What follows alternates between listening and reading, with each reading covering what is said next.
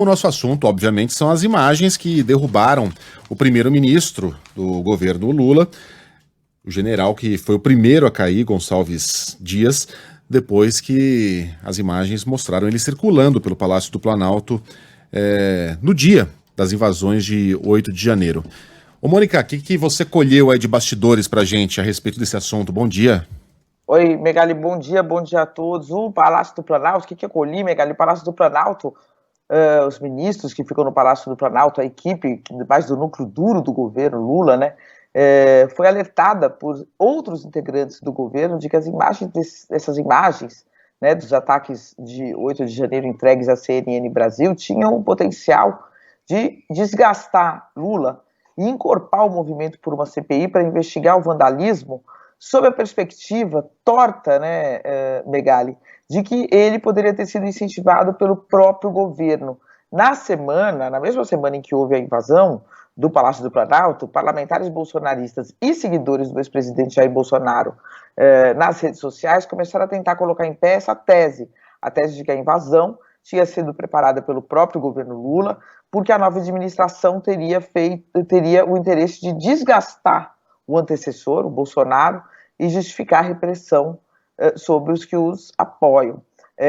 Nas imagens, o general Gonçalves Dias, que foi indicado pelo Lula para comandar o Gabinete de Segurança Institucional, como vocês mostraram aí, quem está vendo imagens, né, pode acompanhar, aparece circulando entre os baderneiros, trata eles com educação, outros integrantes do GSI chegam a oferecer água a eles, e isso bastaria para alimentar essa tese, né, uma tese que não se sustenta nas investigações policiais em curso, né, as investigações mostram que os invasores eram, em sua grande maioria, bolsonaristas e que boa parte deles, inclusive, tinha saído dos acampamentos em torno do QG do Exército rumo ao Palácio do Planalto.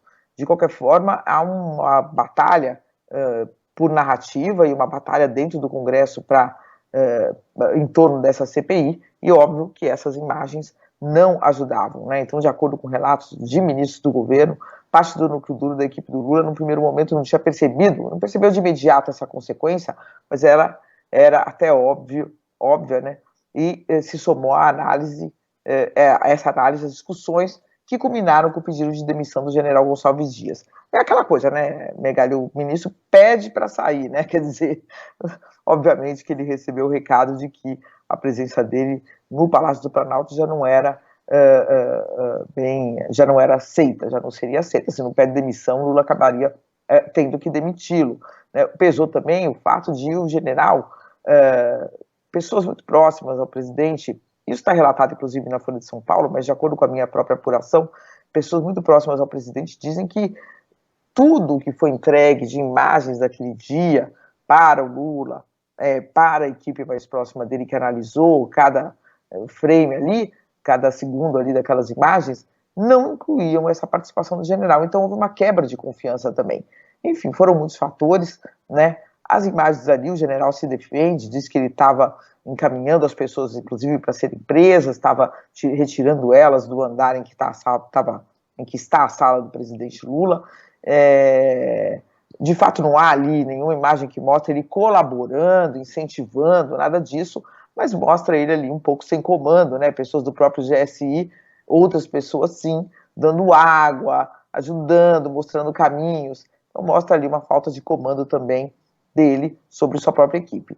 Então, enfim, está aí o general demitido, já tem um interino no lugar dele, mas o fato é que houve também um temor do que essas imagens poderiam alimentar ali em torno dessa narrativa, dessa teoria conspiratória, né, Megali, de que o próprio governo teria incentivado as invasões. Ô Mônica, não dá para saber, né, o que o Gonçalves Dias estava fazendo ali, não dá, sinceramente.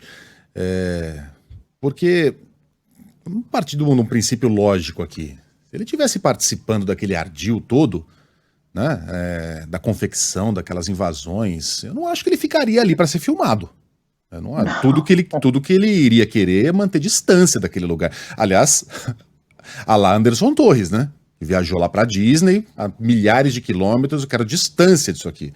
Ele não ficaria lá no gabinete sabendo que tem uma câmera apontada para ele. Isso não faz sentido.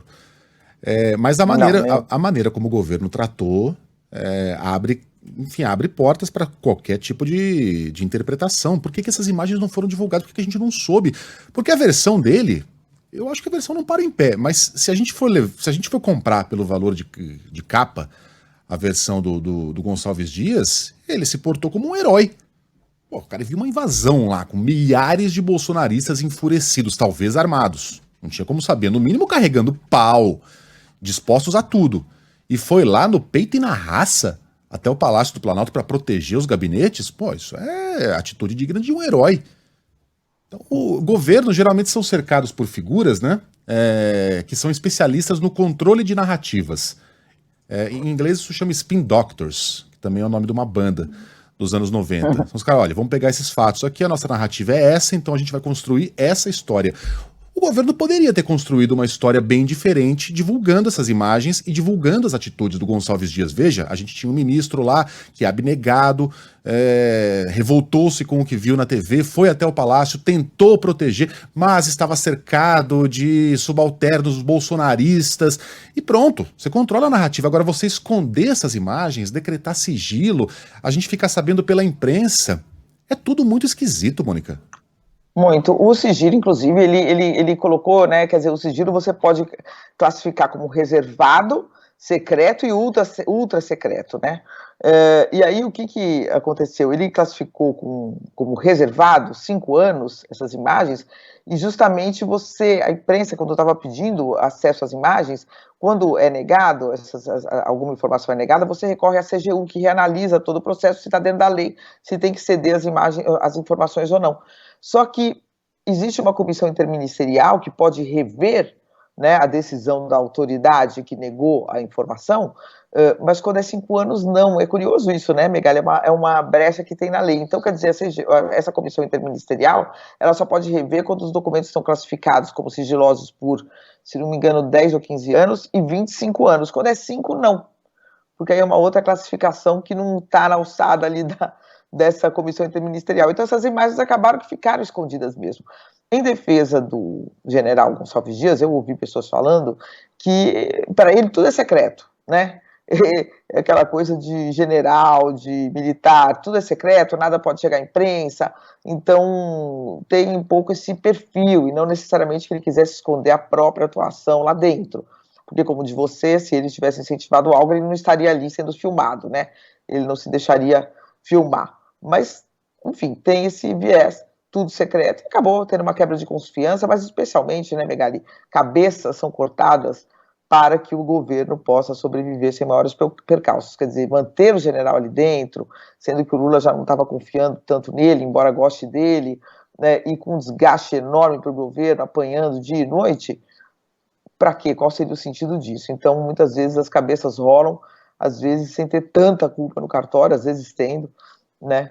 Temos aí as versões aí do general, ele tem direito à sua defesa e a ser considerado o que ele está falando, mas o fato é que haveria um desgaste enorme e o governo optou por, de fato, cortar rapidamente essa cabeça. Ô, Mônica, agora a CPI do 8 de janeiro parece inevitável, né? O próprio governo, os próprios governistas já falam na abertura de uma comissão parlamentar. Imagine que CPI barulhenta será essa. Vai ser uma CPI barulhenta. Eu sei que um dos alvos principais dessa CPI, como já tem sido um alvo da oposição, será o ministro Flávio Dino, né? Artilharias estarão voltadas para ele, porque é um ministro importante do governo, um aliado de primeira hora de Lula, e é aí que a CPI vai tentar, ou a oposição, né, que vai integrar a CPI, vai tentar colocar o seu foco. Agora, obviamente, por isso, já que a CPI é inevitável, o governo vai com força para defender ali os seus quadros, né, Megali? Mônica, saindo um pouquinho desse tema, já que você citou o ministro Flávio Dino, ministro de primeira ordem do presidente Lula.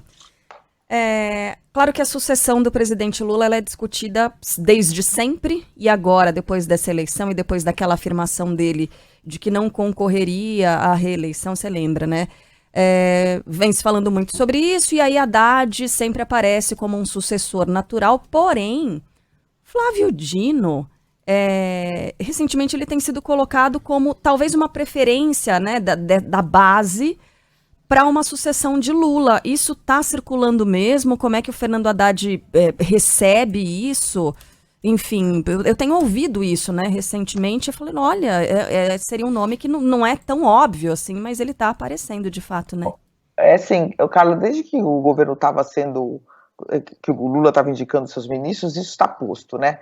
Então eu falava assim, não, mas se você vai ter o Haddad é o candidato a presidente do PT, tem que ter alguém de outro partido, o PSB também quer colocar o seu candidato a presidente, vai também ter a Simone Tebet, vão ser 3 presidenciáveis, então, quer dizer, ali está todo mundo presidenciável mesmo. Agora, vou te dizer que pouca gente acredita nessas palavras do Lula de que ele não será candidato à reeleição, né? Então, o primeiro e mais forte candidato pode dizer o que quer, o que disser é o Lula. Se tiver condições, se tiver saúde, se tiver popularidade, é ele, né? Isso eu já ouvi de muita gente. Agora, todo mundo vai se posicionando para daqui a 3, 4 anos, ou então para daqui a 8, né? Tem que estar no palco para poder ser visto, ser lembrado e ter a caneta na mão para poder ter o que mostrar quando a sua hora chegar, se o cavalo passar ali e o candidato conseguir montar nesse cavalo, né, o Carla? Mas realmente, desde a época da formação do governo, o Dino é tratado como presidenciável, assim como Haddad, assim como Simone Tebet, né, são tratados como quadros que podem disputar a sucessão de Lula, caso, na hipótese pouco provável de que Lula não dispute a própria reeleição.